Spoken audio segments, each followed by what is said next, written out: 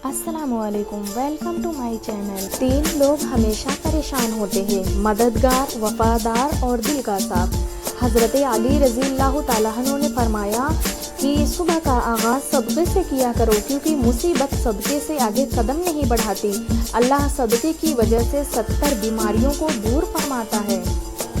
इंसान की सबसे खूबसूरत दुनिया उसके ख्यालों की दुनिया होती है, क्योंकि वहाँ वो ही ज़िंदगी जीता है जो उसका दिल चाहता है, चाहे वो सिर्फ चंद लम्हों के लिए ही क्यों ना हो। जिन्हें तलाश ही खामियों की हो, उन्हें खूबियाँ कैसे नज़र आएंगी। ज़िंदगी में ख़ुद को कभी किसी इंसान का आदी मत बनाना, क्योंकि इंसान बहुत खुद गर्ज है।